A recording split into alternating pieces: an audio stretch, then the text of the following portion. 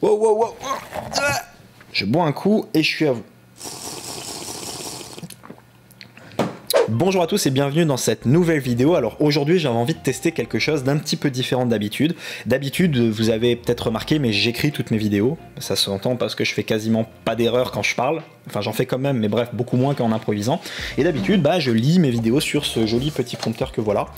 Et aujourd'hui j'ai envie de tester quelque chose de différent. J'avais envie d'improviser un petit peu plus cette vidéo. Alors bon, je vous prends pas pour des cons pour autant, hein. J'ai quand même écrit ce que je dois dire mais de manière beaucoup plus vague. J'ai des idées et on va essayer de faire ça comme ça, histoire que ça soit un petit peu plus convivial, un petit peu plus agréable à suivre et que on se connaisse un petit peu mieux. Alors n'hésitez pas à me le dire en commentaire ce que vous préférez entre ces deux formats, si vous préférez lorsque je scripte ou si vous préférez les trucs un petit peu à la bonne franquette. Et aujourd'hui dans cette vidéo je vais vous parler des 9 erreurs que je vois le plus en marketing et en vente chez des personnes débutantes, expérimentées, voire très expérimentées. Je l'ai même vu avec des gens qui étaient chevronnés en marketing. Donc voilà, des erreurs qui peuvent littéralement tuer vos ventes ou du moins au minimum les réduire fortement. Donc l'erreur numéro 1 dont j'aimerais vous parler aujourd'hui et que font la plupart des vendeurs, que ce soit des vendeurs débutants, expérimentés, voire très expérimentés, hein, je l'ai vu vraiment beaucoup de fois, c'est de mettre en avant les caractéristiques de leur offre, de leur produit, de leur service, avant de mettre en avant les bénéfices, voire de ne mettre en avant que les caractéristiques et d'oublier littéralement les bénéfices.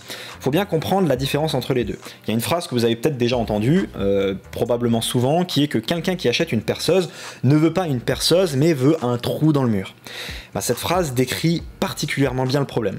Ce que veut votre client, ce n'est pas un comment, c'est un pourquoi. Il veut un résultat dans sa vie.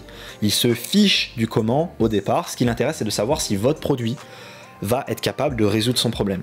Du coup, lorsque vous construisez votre argumentaire de vente, que ce soit dans une vidéo de vente, dans un email de vente, sur une page de vente, en face à face avec un prospect, si vous vendez en live au téléphone, vous devez d'abord montrer que votre offre, que votre produit est capable de résoudre le problème que rencontre votre prospect. Ensuite, vous pourrez lui expliquer le comment. Bien sûr, les caractéristiques du produit ont une importance dans un second temps, puisque c'est ces caractéristiques qui vont vous permettre d'expliquer en quoi votre produit est différent, en quoi votre produit est meilleur, comment votre produit fonctionne. Mais avant d'expliquer comment votre produit fonctionne, vous devez être capable de dire ce qu'il est capable d'apporter à votre client. Ça, c'est vraiment le plus important. Et je le vois tout le temps. Donc, lorsque vous écrivez vos phrases, vos textes de vente, pensez à faire des promesses, à expliquer ce que votre produit va apporter à votre prospect. Voilà, tout le temps. Si vous vendez par exemple une formation en marketing comme la mienne, expliquez que cette formation va leur permettre de lancer un business qui va leur permettre d'avoir de l'argent, d'être fiers d'eux, de construire une entreprise, de réussir dans leur business, etc. Bref, une promesse de bénéfice. Et dans un second temps, vous pourrez dire que votre formation fait 150 vidéos, que ces vidéos sont montées, que ces vidéos qu'il y a un accompagnement ou que sais-je. Ensuite, vous pourrez parler des caractéristiques qui vont permettre à votre client de différencier votre offre des offres concurrentes. Mais d'abord, il doit être au courant que votre offre lui permettra d'atteindre un objectif. Et ça, c'est vraiment une erreur que je vois en permanence. Donc faites attention à ça et déjà, vous risquez de multiplier vos ventes par 4 ou 5. Rien qu'en changeant cette chose-là dans votre argumentaire de vente. La deuxième erreur que je vois souvent, c'est de vouloir vendre à tout prix. Alors ça peut paraître un petit peu bizarre puisque on est des marketeurs, des vendeurs, on cherche à vendre. Donc pourquoi est-ce qu'il nous dit qu'on fait une erreur en cherchant à vendre? Non, le problème c'est pas de chercher à vendre. Le problème c'est de chercher à vendre tout le temps, à tout le monde, en permanence. Pourquoi? Parce que ça fait vendeur de tapis et que je l'ai vu même chez des vendeurs expérimentés. Ils t'appellent au téléphone, les mecs ils te parlent, tu lui dis t'es pas intéressé, ils continuent. Ça ne marche pas comme ça. C'est pas en mettant votre produit dans la gorge de votre prospect que vous allez réussir à monter un business. Et pourquoi? Tout simplement parce que lorsque quelqu'un s'apprête à acheter un produit, ou du moins avant que quelqu'un achète un produit, il y a tout un tas d'étapes au travers desquelles cette personne va passer. Avant de comprendre que ce produit est capable de résoudre son problème, de lui apporter une solution, de lui apporter de la valeur. Et toutes ces étapes, vous en tant que vendeur, vous devez les respecter, vous devez passer au travers, vous ne devez pas les griller, tout simplement. Vous devez passer dans ce chemin-là. Et vous devez être capable d'expliquer à votre prospect, de prouver à votre prospect que vous ou votre entreprise êtes les bonnes personnes, ou la bonne personne, en ce qui concerne la résolution de ce problème que rencontre votre prospect. Vous devez être capable de prouver que vous êtes compétent et de prouver votre valeur. C'est vraiment extrêmement important. Donc, lorsque vous avez un client, essayez pas de lui refourguer votre cam à tout prix, à tous les coups, tout le temps. D'abord, essayez de passer dans des étapes, de montrer que vous pouvez aider cette personne et ça marchera beaucoup mieux. Il y a une stratégie marketing qui a été popularisée par un mec que j'aime beaucoup, qui est le consultant le mieux payé aux États-Unis, qui s'appelle Jay Abraham, qui est une technique qu'il appelle la stratégie de prééminence. Alors cette stratégie, elle consiste à quoi? Elle consiste consiste à, avant d'essayer de vendre quelque chose, essayer spontanément et de manière totalement sincère et désintéressée d'aider la personne que vous avez en face de vous. Avant d'essayer de tirer de l'argent de la personne, essayez de l'aider, de lui apporter de la valeur sans rien attendre en retour. Alors ça peut faire peur aux gens qui pensent court terme et qui se disent ouais mais je dois avoir mes factures qui sont payées à la fin du mois, je dois gagner de l'argent donc je peux pas perdre du temps à aider les gens gratuitement. Mais ça malheureusement c'est une pensée qui est court-termiste et qui ne vous fera jamais aller loin. Alors que si vous êtes capable d'apporter de la valeur en permanence à votre prospect, à votre client potentiel, eh bien vous allez créer un lien de confiance et un lien d'intérêt chez cette personne qui sera beaucoup plus bénéfique sur le long terme et qui vous permettra de décupler vos résultats. Donc pensez toujours à apporter de la valeur avant d'essayer de vendre quelque chose. Ça peut se ressentir par exemple en email marketing. La plupart des gens qui font de l'email marketing au début, eh ben, ils ont pour réflexe à chaque email de faire la promotion de leur offre. Si vous faites ça, vous allez juste gonfler vos prospects. Ils vont juste se désabonner de vos putains d'emails. Donc avant d'essayer de refourguer votre cam au travers de vos emails, essayez de faire des emails où vous n'apportez que de la valeur et où vous ne parlez pas de votre offre. Vous envoyez un email à la personne, vous lui dites, vous lui expliquez comment elle peut résoudre son problème, vous lui donnez des conseils, vous lui parlez d'une histoire personnelle qui vous est arrivée dans laquelle elle va pouvoir se reconnaître. Et seulement une fois que vous avez envoyé 7 ou 8 emails comme ça, vous pouvez envoyer 1 ou 2 emails promotionnels. Donc le ratio c'est 1 email sur 4 à peu près pour vendre quelque chose et 3 emails sur 4 où vous ne vendez rien, où vous simplement vous donnez des conseils, vous apportez de la valeur. Et ça vaut pour tout, ça vaut pour les vidéos, ça vaut pour le contenu, ça vaut pour les articles de blog, ça vaut pour tout, même au téléphone. Aidez les gens spontanément et ils vous feront confiance et ils seront susceptibles d'acheter chez vous. Mais ça, un deuxième avantage de faire ça, c'est que ça crée une dette chez votre prospect. Si vous lisez le livre Influence et Manipulation, dont je parle assez souvent, on vous explique dans ce livre qu'un des principes qu'utilisent la plupart des vendeurs pour vendre quelque chose est le principe qu'on appelle le principe de réciprocité. Alors je ne vais pas rentrer dans le détail parce que ça peut être le sujet d'une autre vidéo, c'est quelque chose de très intéressant, mais le principe de réciprocité fait que lorsque vous donnez quelque chose gratuitement à une personne, cette personne a tendance à développer une dette envers vous et va avoir tendance, même si elle n'avait pas sollicité votre aide au départ, à vouloir vous rembourser cette dette, tout simplement.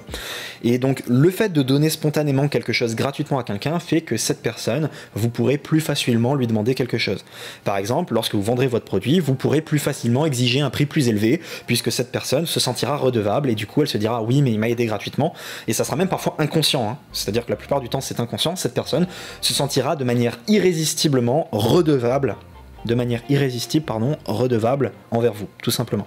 Donc avant d'essayer de vendre, apportez de la valeur et essayez d'aider vos prospects. Peu importe votre marché, peu importe votre client, peu importe la taille de votre entreprise, peu importe si vous avez des factures à régler à la fin du mois, arrêtez de penser court terme, pensez long terme et apportez de la valeur. L'erreur numéro 3 et que je vois absolument tout le temps est le fait d'être obsédé par votre produit.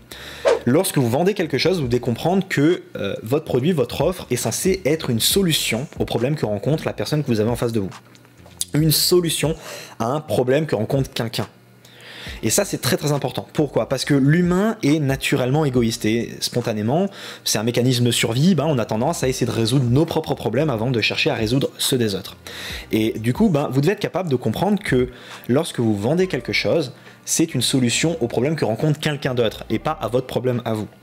Du coup, l'erreur que font la plupart des gens qui vendent un produit, c'est d'être littéralement obsédés par leur offre au lieu d'être obsédés par leurs clients. Pourquoi? Parce que leur offre est ce qui, en la vendant, ce qui sera censé résoudre leur problème. Le fait de vendre votre produit, c'est censé résoudre votre problème, tout simplement. Mais ça, votre client, il s'en fout que vous gagnez de l'argent ou pas. Ce que veut votre client, c'est résoudre son problème à lui.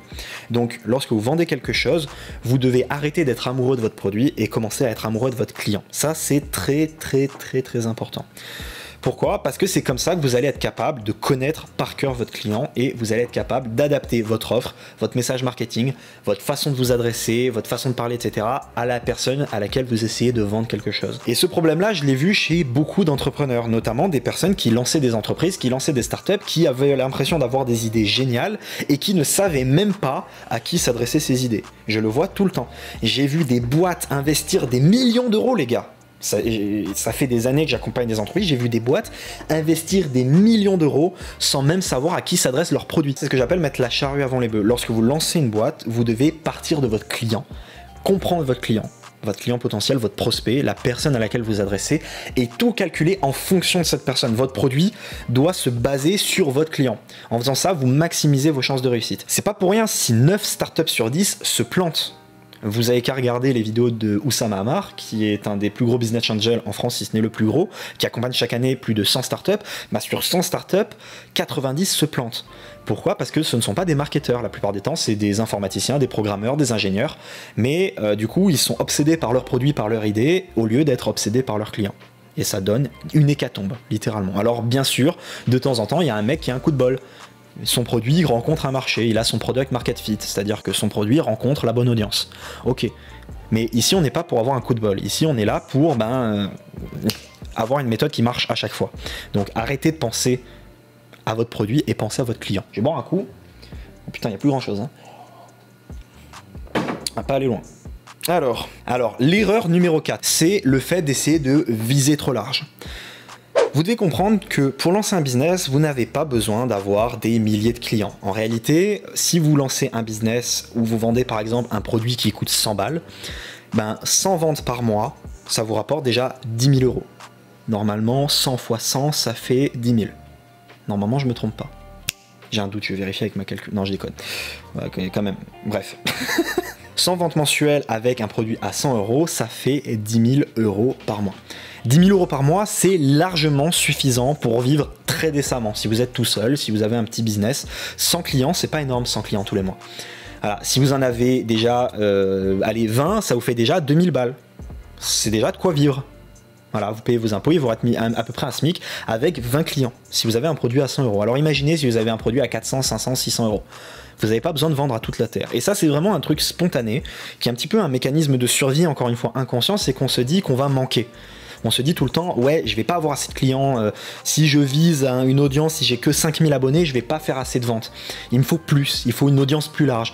Et du coup, ça fait qu'on essaye spontanément d'élargir, d'avoir un produit qui s'adresse à plus de monde, et essayer de parler à plus de monde à la fois. On se dit, prendre un exemple, encore une fois, je vais parler de sport, de coaching, si vous êtes coach sportif, vous allez dire, ouais, je vais m'adresser aux gens qui veulent faire de la compétition, je vais m'adresser aux gens qui veulent perdre du poids, je vais m'adresser aux gens qui veulent prendre du poids, je vais m'adresser aux grands-mères, aux jeunes femmes, aux hommes. Si vous faites ça, que vous essayez de vous adresser à tout le monde à la fois, ce qui se passe en fait, c'est qu'au final, vous ne vous adressez plus à personne, puisque plus personne ne se reconnaît vraiment dans votre message. Ça, c'est vraiment une erreur que je vois littéralement tout le temps. Des gens qui essayent de ratisser large parce qu'ils ont peur de manquer. Vous devez comprendre que 5000 abonnés, ça suffit pour générer plusieurs dizaines de milliers d'euros. Ça peut suffire si vos abonnés sont qualifiés, s'ils sont vraiment dans votre audience, si vous avez un message qui parle à vos abonnés, qui est adapté et que ces abonnés sont une audience vraiment spécifique, ça peut suffire pour gagner beaucoup d'argent. Vous n'avez pas besoin d'avoir 1 million d'abonnés comme font certains youtubeurs. C'est pas pour rien que les gros youtubeurs mainstream qui parlent de jeux vidéo, qui font des podcasts, des gros youtubeurs comme ça qui ont beaucoup d'abonnés, plusieurs millions d'abonnés, en proportion avec leur nombre d'abonnés, ils gagnent pas tant d'argent que ça. En réalité, certains youtubeurs qui ont peut-être 100 000, 200 000 abonnés gagnent 10 fois plus que ces mecs-là. Je connais des youtubeurs qui, avec une audience à 300, 350 000 abonnés, génèrent 200 000 euros par mois. Alors que vous avez des youtubeurs mainstream de jeux vidéo, par exemple, qui, avec 5 millions d'abonnés, génèrent peut-être 100 000 euros par mois. Voilà. Donc, vraiment, ça ne veut strictement rien dire, le nombre d'abonnés. Et ça me fait venir à l'erreur suivante, l'erreur numéro 5, ouais c'était l'erreur numéro 5, qui est d'être obsédé par les vanity metrics. Alors les vanity metrics c'est quoi? C'est le nombre d'abonnés, le nombre de likes, le nombre de partages, le nombre de vues, etc. Arrêtez d'être obsédé par ça. Je vais faire encore un parallèle avec la musculation, avec le sport, etc. parce que c'est un truc qui parle beaucoup aux gens en général. Dites-moi si je me trompe dans les commentaires, mais je pense que ça parle beaucoup. C'est comme le poids sur la balance. Le poids sur la balance, c'est un indicateur qui permet de se faire une idée, mais qui n'est pas fiable à 100% et qui ne résume pas tout. Tout ne se résume pas au poids. Parce que le poids corporel, il peut être composé de graisse, de muscles, de rétention d'eau, de nourriture, de caca dans votre intestin. Voilà, donc ça veut rien dire, tout simplement. C'est un indicateur, mais à prendre avec des pincettes, à mettre en exergue, en corrélation avec d'autres paramètres. C'est exactement pareil pour les vanity metrics, pour le nombre d'abonnés, le nombre de likes, etc. Avoir 5000 abonnés peut être largement suffisant pour avoir un business rentable. Largement suffisant. Donc il faut arrêter d'être obsédé par l'ego, essayer d'avoir le plus de likes possible, le plus d'abonnés possible, parce que ça veut rien dire. Oui, si vous avez plus d'abonnés, vous avez des chances de mécaniquement avoir plus de ventes, mais dans le nombre d'abonnés ainsi que dans les autres vanity metrics comme le nombre de likes ou le nombre de vues, il y a un paramètre très très important à prendre en compte qui est la qualité de votre audience. Si votre audience est qualifiée, si votre audience est composée de personnes qui sont intéressées, qui font partie de votre marché et qui sont potentiellement intéressées par votre offre, vous aurez bien plus de chances de vendre. Ce qui compte, c'est pas la quantité, c'est la qualité. Bien sûr, la quantité compte, mais à partir du moment où vous avez de la qualité. Si vous ne visez que sur la quantité, mais que vous avez une qualité de merde au niveau de votre audience, eh ben ça sert à rien. Vous allez flatter votre ego, mais c'est tout. Et ici, lorsque vous lancez un business, eh ben, l'objectif n'est plus de flatter votre ego. Donc évitez tout ce qui est outils tiers pour augmenter artificiellement vos likes sur Instagram, pour pouvoir montrer à vos copains que vous avez beaucoup de likes sur vos photos. Évitez tout ce qui est follow, unfollow pour gagner des abonnés sur Insta. Évitez de harceler les gens pour qu'ils likent vos photos, etc. Laissez les choses se faire spontanément et concentrez-vous sur le plus important, qui est la valeur que vous apportez. Voilà, c'est ça le plus important. L'erreur numéro 6, c'est de tout miser sur la technique et oublier l'humain. Aujourd'hui, on est dans une ère où la vente est de plus en plus entourée par la technique. Les campagnes de publicité, les outils de remarketing, les outils de growth hacking, les outils d'optimisation, le tracking, toutes ces choses-là qui permettent, qui sont des outils en fait qui ont une puissance énorme, qui permettent de faire des choses phénoménales en business, qui permettent de décupler les résultats d'un business. Mais malheureusement, tous ces outils ne servent à rien si vous n'avez pas une base solide, qui est une base humaine, qui correspond au fait de comprendre votre prospect, s'intéresser à ses problèmes, et essayer d'être dans le contact, dans l'humanité, dans l'échange. C'est vraiment le plus important en marketing. Le problème de toute cette technique, c'est qu'elle a tendance à déshumaniser le monde du marketing. Je crois que je l'ai déjà dit dans une autre vidéo. En fait, on a tendance à oublier que la vente, c'est une transaction entre deux êtres humains, entre une entreprise représentée par des gens et des clients qui ont des problèmes et une entreprise qui met en vente un produit ou un service qui est censé résoudre le problème de quelqu'un. C'est une transaction entre êtres humains. Et on a mis tout un tas d'outils et de techniques entre ces deux parties, entre le client et l'entreprise, qui sont censés nous aider, mais qui, si vous ne visez que là-dessus, ben vous oubliez le plus important qui est l'humain, qui est que vous devez résoudre les problèmes de quelqu'un. Donc voilà, tout miser sur la technique, tout miser sur avoir le site web le plus optimisé pour la conversion, avoir les meilleurs outils, les meilleures stratégies, les meilleurs hacks, les meilleurs trucs de growth hacking, ne suffit pas. Ça peut être utile, mais ce n'est pas nécessaire, ça ne suffit pas. La seule chose qui est nécessaire, c'est-à-dire qui est indispensable, dont vous ne pouvez pas vous passer, c'est de comprendre l'humain. Et donc comprendre que vous avez besoin d'être en mesure de résoudre les problèmes que rencontre votre client. Erreur numéro 7, alors celle-là aussi je la vois tout le temps, putain de merde, et même moi je me fais chier avec cette erreur, parce que même moi je la fais, tout le temps. Tout le monde fait cette erreur. Cette erreur, c'est d'être perfectionniste. Pourquoi c'est une erreur? Eh bien, tout simplement parce que être de bonne volonté, vouloir faire les choses correctement, ça c'est bien. C'est tout à fait louable et c'est tout à fait dans votre intérêt. Voilà. Le travail bâclé, c'est pas une bonne chose. Mais être perfectionniste, ça veut dire rechercher la perfection. Essayer de faire toujours les choses mieux, faire parfait. Vouloir faire mieux, encore une fois, c'est bien. Mais vouloir faire parfait, c'est une énorme erreur. Pourquoi? Parce que la plupart des gens qui sont perfectionnistes pensent que ce qu'ils font ne marchera pas s'ils n'ont pas atteint la perfection. Et malheureusement, ça vous contraint à passer parfois des heures, à changer votre logo de place sur votre site internet, changer votre couleur, changer votre branding, essayer de faire des petits posts tout mignons sur Instagram avec des petits points ici, des petits trucs. Vous perdez votre temps. Vous perdez votre temps et c'est ce que je pourrais appeler de la procrastination déguisée.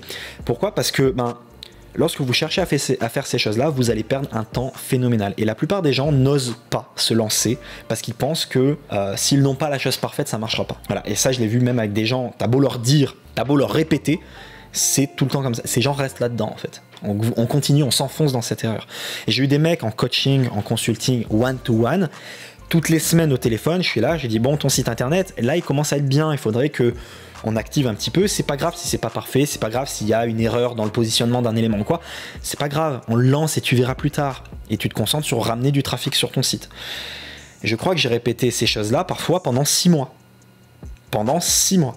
Parce que bah, c'est plus fort que nous. On se dit que ça suffira pas, qu'il faut qu'on fasse mieux, que sinon ça marchera pas. En fait, votre cerveau fonctionne comme ça. Encore, c'est un mécanisme de survie et c'est très fortement corrélé à un manque de confiance en soi.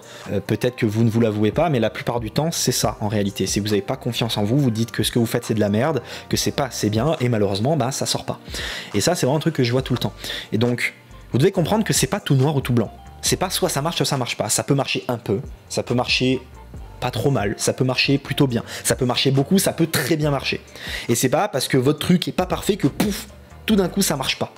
Alors oui, il y a des trucs éliminatoires qui peuvent faire que ça va pas marcher, genre votre produit ne sert à rien. Ça c'est sûr, ça marchera pas. Si vous faites un produit qui est de la merde et qui sert à rien, oui, ça marchera pas. Et encore, les gars, j'ai accompagné des boîtes de tout type, j'ai accompagné des boîtes avec des produits exceptionnels et j'ai accompagné des boîtes avec des produits de merde. Je l'ai vu. Et ben même ces gens-là réussissent à faire des ventes. Parce que c'est des acharnés les mecs. Donc si vous avez un bon produit, ou un plutôt bon produit, que vous êtes acharné et que vous faites le taf qu'il faut, vous n'avez pas besoin d'avoir un produit parfait. Vous n'avez pas besoin d'avoir le site internet parfait. Vous n'avez pas besoin d'avoir tout nickel, tout impeccable. Ça fonctionnera. Voilà. Donc essayez pas d'avoir les choses parfaites. Faites. Vous devez passer à l'action et vous devez cocher des étapes sur votre checklist. Ça c'est le plus important. Erreur numéro 8. Miser court terme.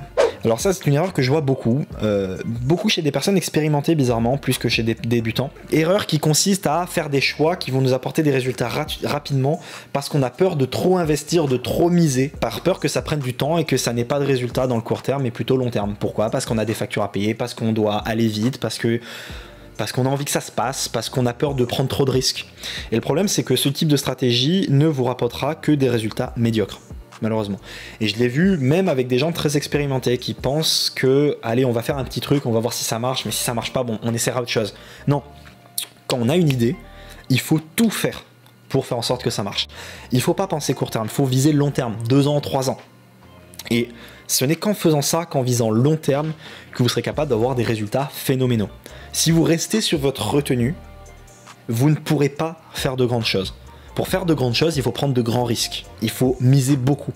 Il faut investir beaucoup. Autant financièrement que de sa personne, que de son travail, que de la sueur de son front. Il faut être prêt à miser beaucoup si vous voulez en tirer beaucoup. Alors ça ne veut pas dire qu'il faut travailler dur. Oui, il faut travailler dur, mais ça ne suffit pas.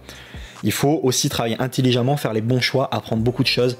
Plus vous allez mettre dans la machine, plus vous pourrez tirer des résultats.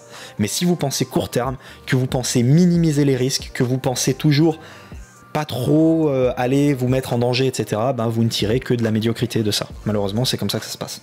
Donc essayez de viser long terme, toujours. Et la dernière erreur dont j'aimerais vous parler est une erreur que font la plupart des débutants, que j'ai faite, que je fais parfois encore, que beaucoup de gens font, qui est d'être impatient. L'impatience est quelque chose de très dangereux. C'est l'impatience qui fait que vous allez essayer de faire des petits investissements en crypto-monnaie alors que vous n'y connaissez pas grand-chose, au lieu de lancer le business qui vous fait vraiment rêver. Parce que vous vous dites que ben, vous avez envie de gagner un petit peu d'argent tout de suite. Alors vous n'allez pas tout miser sur votre gros projet, mais vous allez miser sur des petits projets qui ont le potentiel de vous rapporter un petit peu d'argent sur le court terme. Alors oui, ça peut marcher, hein. C'est ce qui fait que les formations dropshipping ont très bien fonctionné pendant très longtemps, et pour certaines ça fonctionne encore. Oui, vous pouvez avoir des résultats comme ça, je vous le souhaite en tout cas, mais malheureusement plus vous allez essayer d'aller dans ces petits trucs rapides, faciles, plus vous allez détourner votre attention des choses qui comptent vraiment. Et le problème c'est que tous ces systèmes là, tous les systèmes qui permettent de gagner un petit peu d'argent rapidement, possède de gros inconvénients au final. Je vous cite l'exemple du dropshipping, j'en ferai une vidéo entière, mais le dropshipping c'est un modèle qui, oui, a de belles promesses sur le papier, qui peut vous rapporter pas mal d'argent rapidement, sans prendre de risques, avec peu d'investissement initial, sans avoir de stock, etc. Et le problème c'est que ce type de business là, vous n'avez aucune rétention, aucun referral. C'est-à-dire que les clients étant la plupart du temps insatisfaits parce qu'ils reçoivent un colis littéralement pourri, tout cabossé, qu'ils ont attendu pendant 1 mois avec un produit dont la qualité à l'intérieur est la plupart du temps assez douteuse, bah les mecs ne vous recommanderont pas chez d'autres personnes et ne reviendront pas chez vous. Donc vous avez un business que vous avez pu lancer en 3 semaines ou 1 mois, qui marche rapidement, qui peut vous rapporter un petit peu d'argent, mais qui ne pourra jamais devenir un énorme business qui vous rapporte énormément. Ou du moins, la plupart du temps, ça n'arrivera pas. Ça arrive quelquefois, parce que certaines personnes font les bons choix, ont parfois de la chance, ou sont vraiment des personnes acharnées. Mais la plupart du temps, les systèmes qui vous permettent des résultats rapides, vous permettent des résultats rapides, certes, si vous vous en donnez les moyens, parce que c'est jamais facile, mais jamais des gros résultats, ou du moins très rarement. Donc ne faites pas l'erreur d'être impatient, soyez patient, ça peut prendre 1 an, 2 ans, mais si vous vous en donnez les moyens, si vous tenez jusqu'au bout et que vous êtes patient, en bout de course, vous serez capable d'avoir un très gros business avec des très gros résultats. Et ça vaut pas que pour le business, ça vaut pour absolument tout dans la vie. Il faut être capable d'être patient, d'attendre suffisamment de temps et d'investir pendant longtemps. Et croyez-moi, les résultats, vous n'allez pas en avoir tout de suite. Vous allez publier 1 vidéo, 2 vidéos, 3 vidéos sur YouTube et faire 300 vues. C'est comme ça. Il faut attendre, il faut être capable d'attendre suffisamment longtemps, et ce n'est que aux gens qui persévèrent le plus longtemps possible que les choses finissent par payer. Voilà, donc c'était un petit peu toutes les erreurs dont j'avais envie de vous parler dans cette vidéo, erreurs qui peuvent tuer vos chances de lancer un business.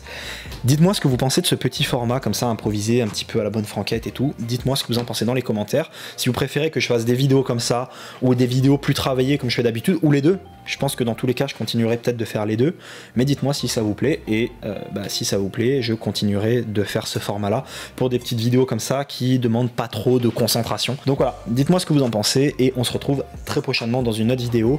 N'hésitez pas à regarder les liens dans la description aussi, je vous partage quelques petits trucs qui peuvent vous être utiles, et on se retrouve à très vite dans une prochaine vidéo. Ciao les gars.